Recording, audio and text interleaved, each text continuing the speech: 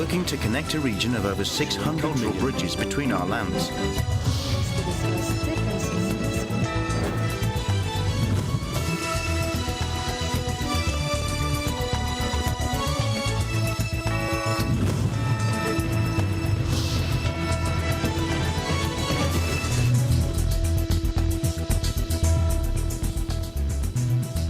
Good evening, everyone. I'm Alma Angeles, and you're watching ASEAN in Focus.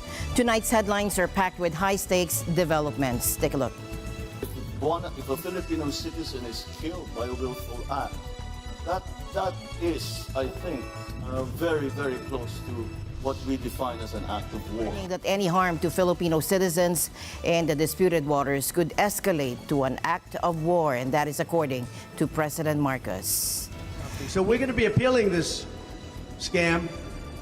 We're going to be appealing it on many different things. He wouldn't allow us to have witnesses. He wouldn't allow us to talk. He wouldn't allow us to do anything. Meanwhile, former U.S. President Donald Trump lashes out after being found guilty of multiple felony charges, denouncing the verdict as a scam and launching unfounded attacks on political rivals. And it's reckless, it's dangerous, it's irresponsible for anyone to say this was rigged just because they don't like the verdict. In contrast, President Joe Biden emphasizes the rule of law and the integrity of the legal process. Over the past few weeks, Ukraine came to us and asked for the authorization to use weapons that we're providing to defend against this aggression, including against Russian forces that are massing on the Russian side of the border and then attacking into Ukraine. That went right to the president, and as you've heard, he's approved the use of our weapons for that purpose. On the international front, tensions rise as Ukraine reportedly uses U.S.-supplied weapons against Russian targets, prompting Kremlin warnings of potential threats to Western interests.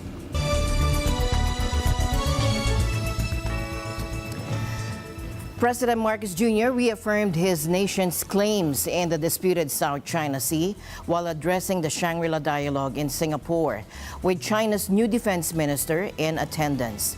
During his speech at the Asia's Premier Security Forum, Marcos took pointed swipes at Beijing, declaring this.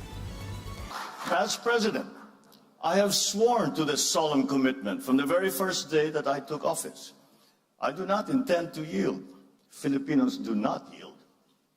The president also emphasized the importance of the United States' presence in maintaining regional peace. At the same time, the stabilizing presence of the United States is crucial to regional peace. However, he also stressed that both China and the United States are vital. It's never a choice. Both countries are important.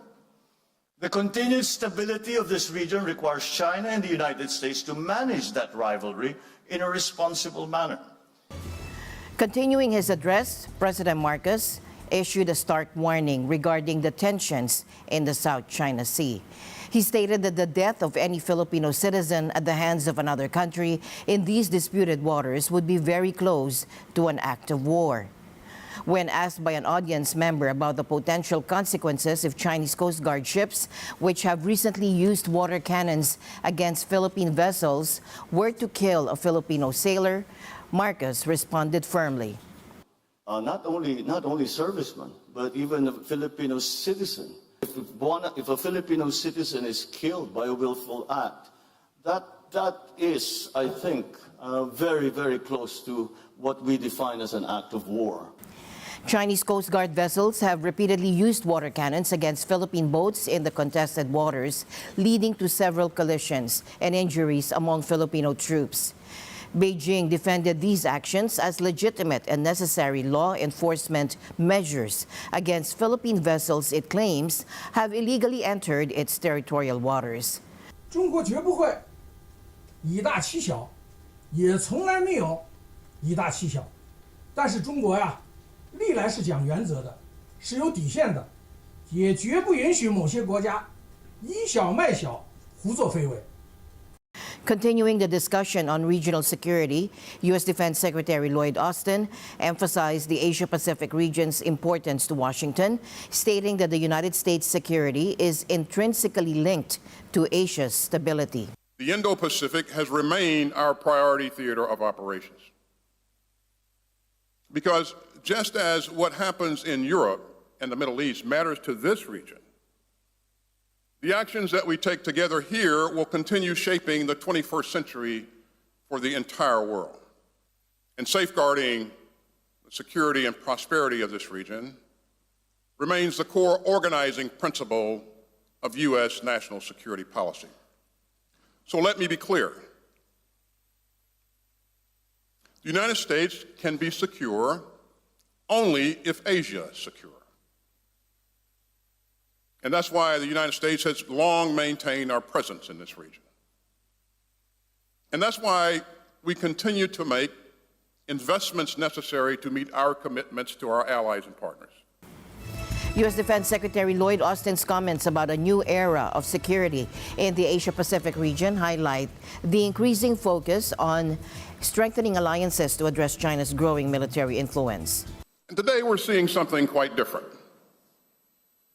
This new convergence is not a single alliance or coalition, but instead something unique to the Indo-Pacific. A set of overlapping and complementary initiatives and institutions propelled by a shared vision and a shared sense of mutual obligation.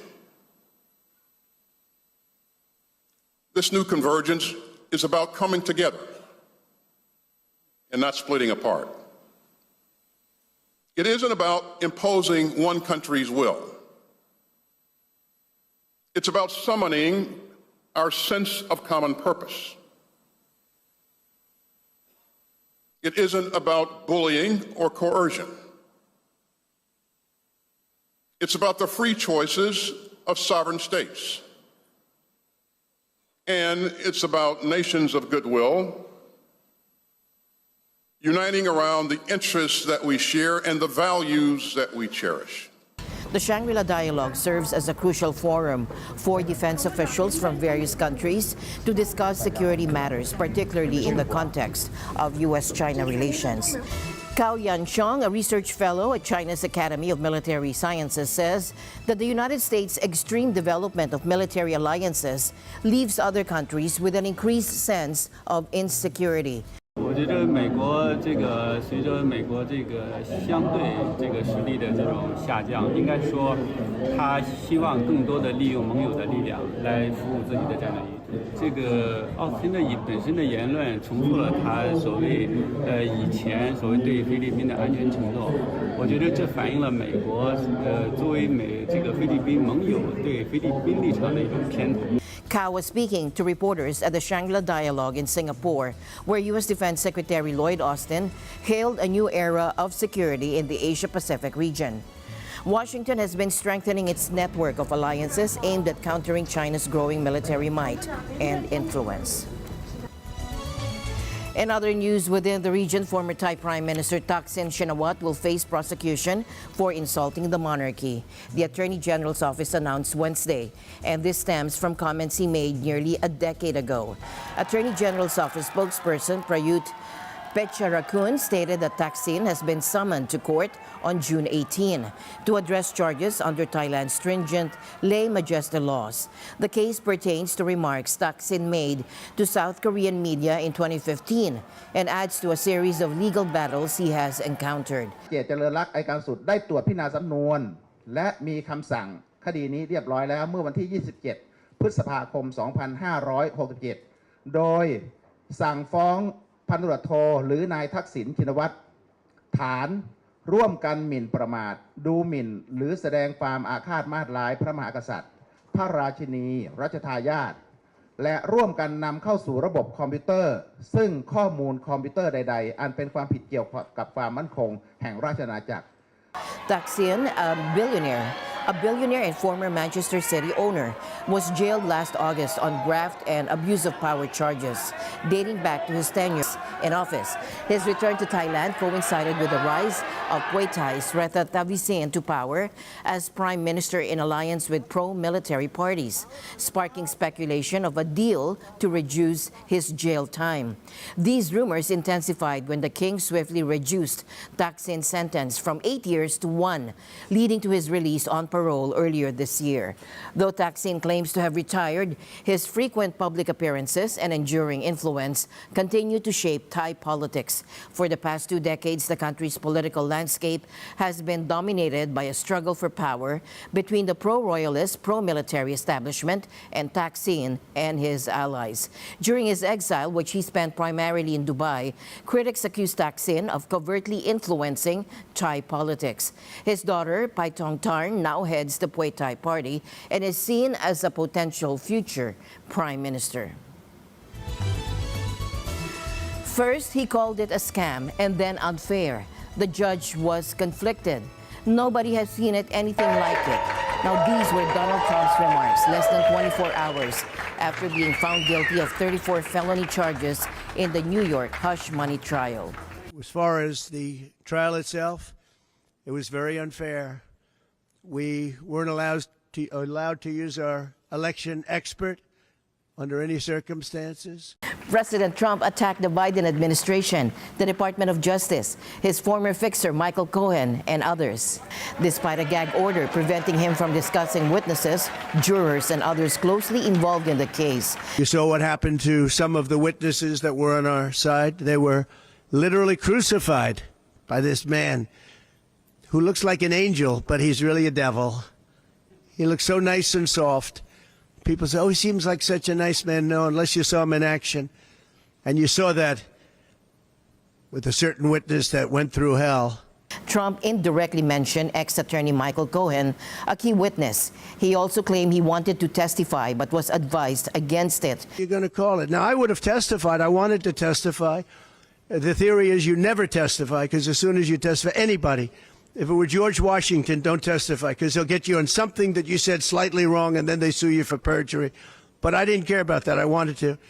But the judge allowed them to go into everything that I was ever involved in, not this case. Trump's allies and supporters quickly rallied, with his campaign announcing it had raised over $34 million in the hours following the verdict. They raised with small money donors, meaning like $21, $42, $53, $38, a record $39 million in about a 10-hour period.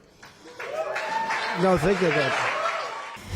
Meanwhile, U.S. President Joe Biden remarked that the verdict demonstrates no one is above the law and affirmed that the legal process functioned as intended. Trump was given every opportunity to defend himself. It was a state case, not a federal case. And it was heard by a jury of 12 citizens, 12 Americans, 12 people like you, like millions of Americans who served on juries. The jury heard 5 weeks of evidence, 5 weeks. And after careful deliberation, the jury reached a unanimous verdict. They found Donald Trump guilty on all 34 felony counts. Now he'll be given the opportunity, as he should, to appeal that decision just like everyone else has that opportunity. That's how the American system of justice works. And it's reckless, it's dangerous, it's irresponsible for anyone to say this was rigged just because they don't like the verdict. Meanwhile, Lynn Vavreck, professor of American politics at UCLA, offers insights into the unprecedented political landscape shaped by Donald Trump's historic conviction in his hush money trial.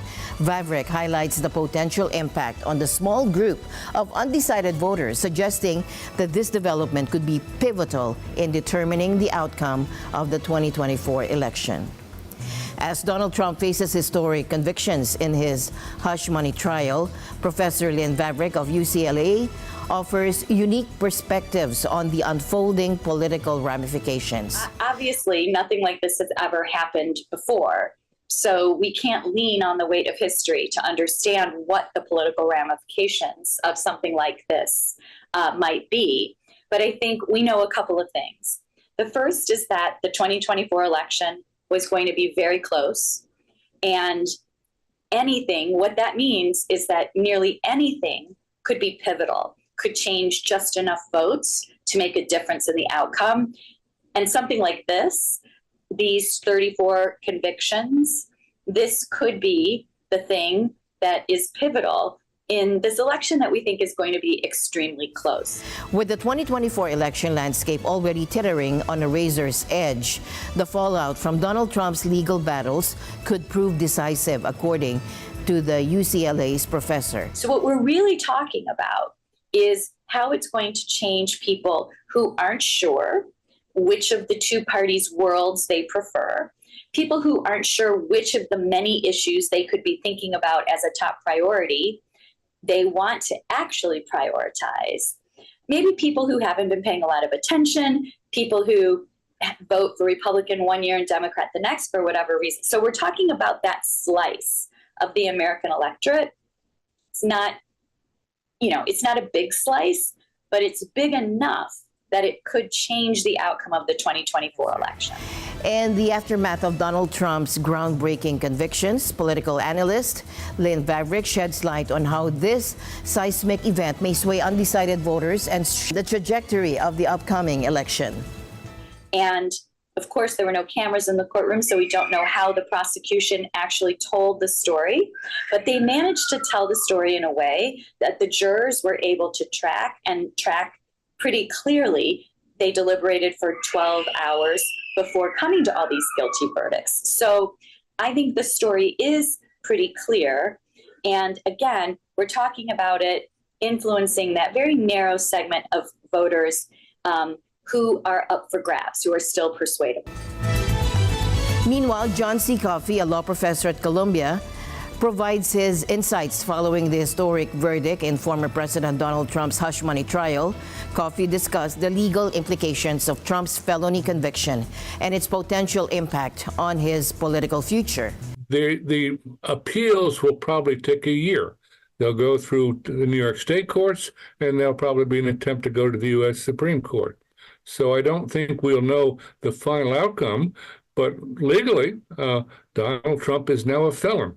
And generally, it's very difficult to be a felon and run for president or any other office. Professor Coffey delves deeper into the potential sentencing scenarios for Donald Trump and the underlying principles at play. I think that most judges would probably bawl him out at sentencing, tell him he was a terrible person, point to the fact that he has really committed contempt of court, but would not give more than a several-month sentence.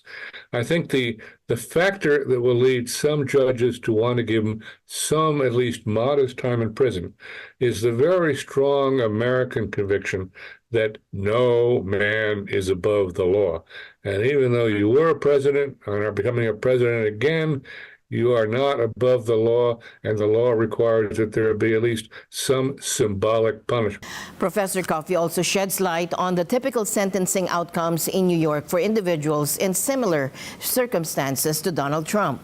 Remember that in New York, the vast majority of 78-year-old defendants who have committed a non-violent crime and are a first offender do not receive any incarceration.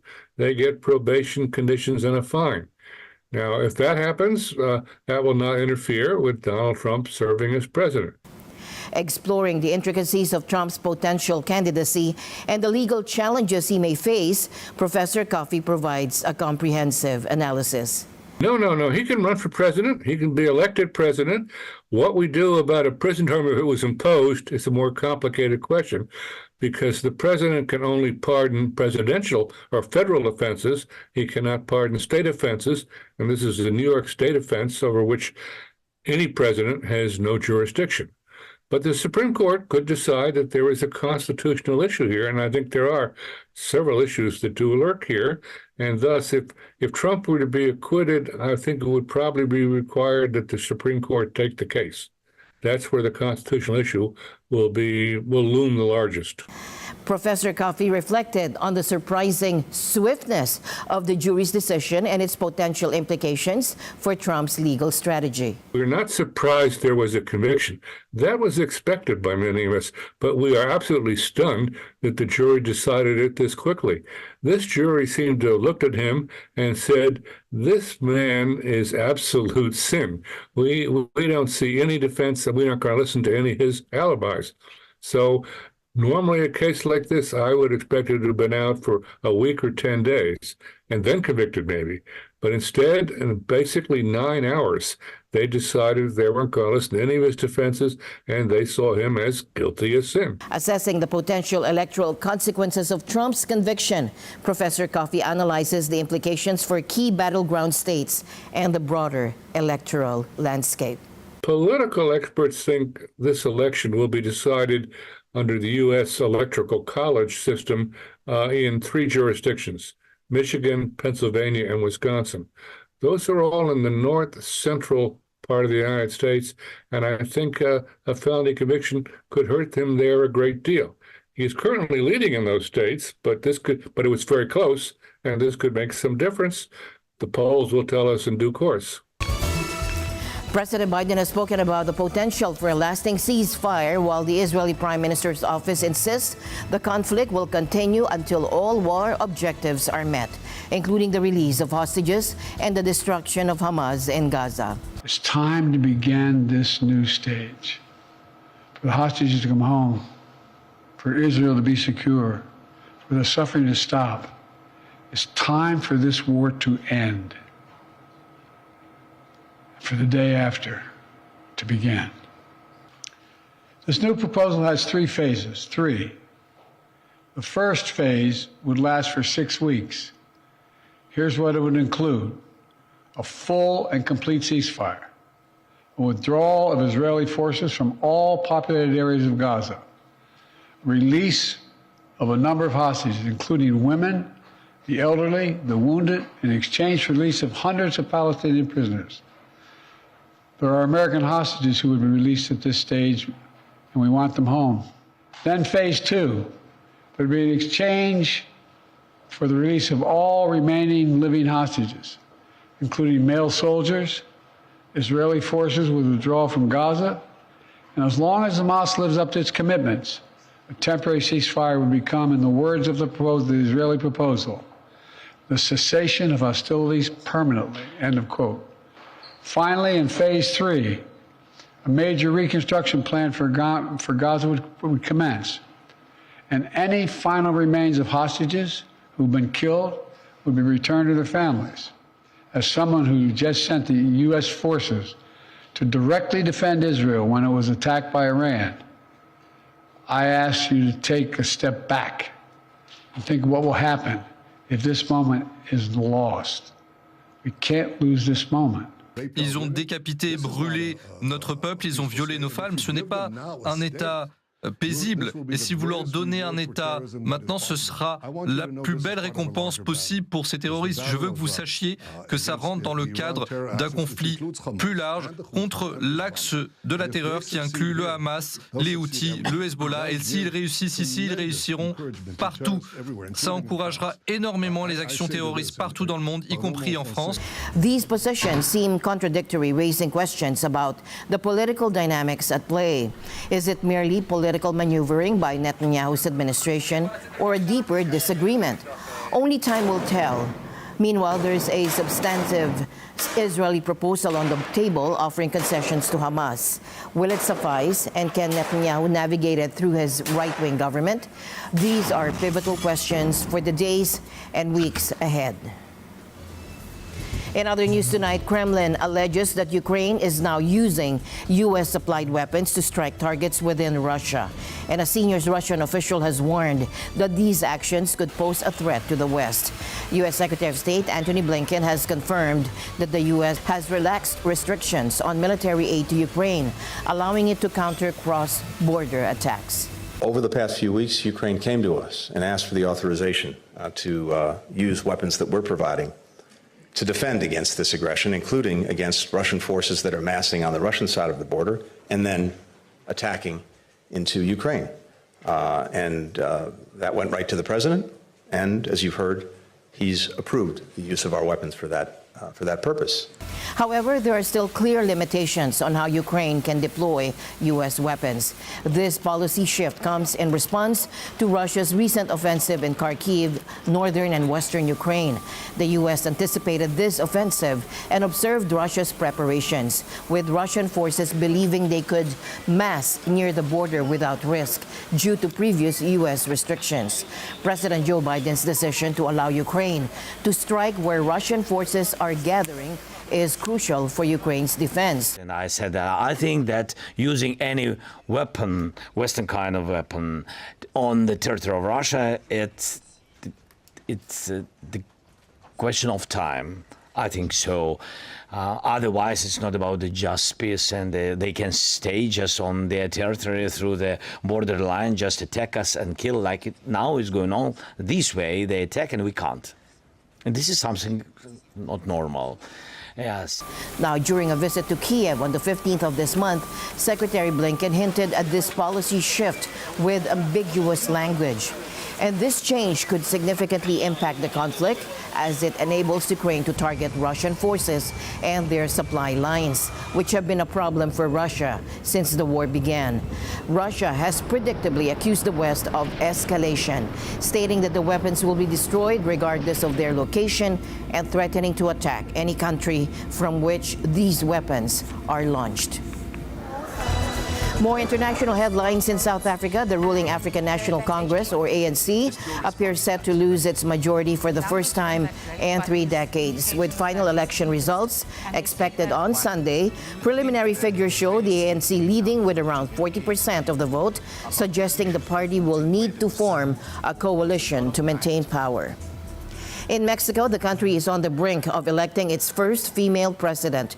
However, the election has been plagued by extreme violence, which has surged in recent days. The Mexican government reports that at least 15 candidates have been killed since September, while independent sources claim the actual death toll could be more than double than that figure. And now let's turn to our correspondent at large, Thomas I. Likeness, for a roundup of extraordinary stories from around the world. From hazardous old books in Germany to the perilous tea harvest in Turkey and record-breaking feats on Mount Everest to the quirky traditions in the UK. Thomas has it all covered. Over to you, Thomas.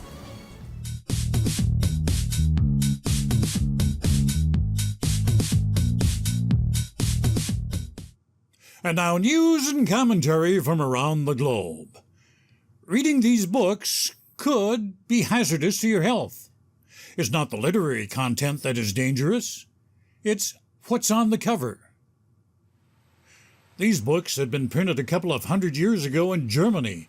Now, back in the 19th century, a green pigment that was used on the covers of the books contained arsenic. Audie Therstrappen of the National and Academic Library of Strasbourg, France, says they're on the lookout for these tomes. She figures there's about 30 of them out there in her region. The library advises anyone reading the books to use disposable gloves to avoid contact with the contaminated covers. Now, these volumes are not for mass consumption. They're not your typical bestsellers. They're academic works. For now, librarians are treating any book with a green cover published in the 19th century to be suspicious until proven safe. And here's something even more dangerous than the green books: do-it-yourself cable cars. This rickety means of transport is found in the Tea Mountains of Turkey. For villagers, these homemade contraptions are essential to navigate the region's steep hills.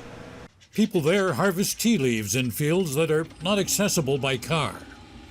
Almost every square meter of farmable land, no matter how steep, is planted with tea.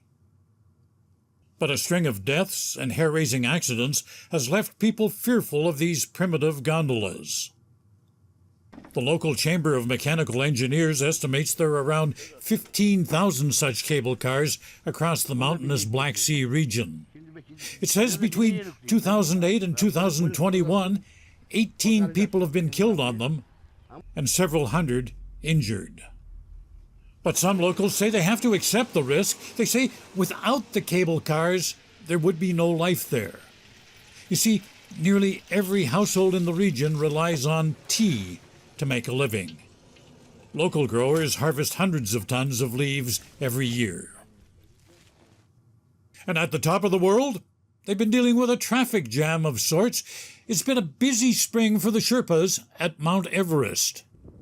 Things wrapped up this past week for this year's climbing season. More than 600 climbers and their guides reached the summit of the world's tallest mountain. The tent city at the base camp has been emptied.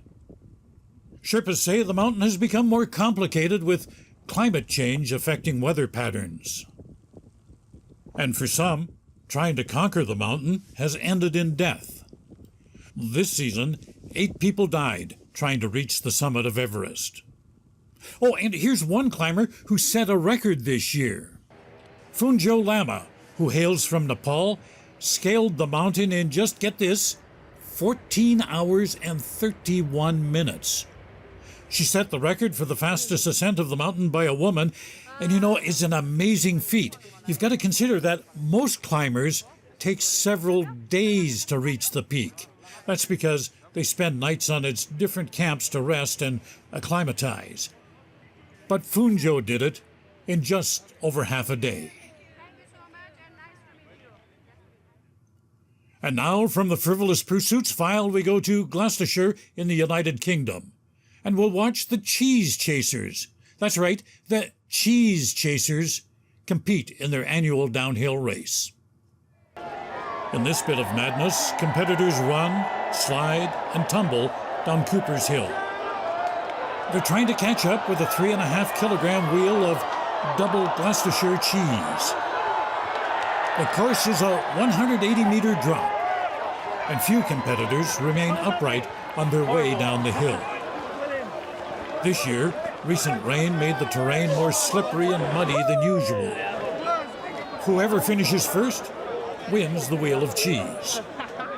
Lots of sprains, strains, and bruises are at the end of it all, even some broken bones. I've never broken a bone in general. I wasn't injured last time. I think I got a bruise last time, but that was about it. I got some scratches on my face.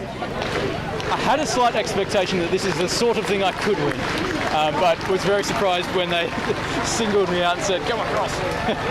Yeah, it was actually animal up there, trying to get a place in the race. Now, the first recorded evidence of cheese chasing was in 1826, but even then it seemed to become a tradition. Forget the cheese, I'll just keep chasing the news. And I'll be back in 7 days, but in the meantime, I wish you all peace, joy, and happiness in the ensuing week. Thomas I. Likeness, correspondent at large, Eagle News. We live in extraordinary times. As my usual habit, I'd like to end the day on a positive note. Let's encourage and build each other up so that no one is left behind. And that's it for tonight's broadcast. For everyone here on ASEAN in Focus, thank you for joining us. Stay in the news. Good night.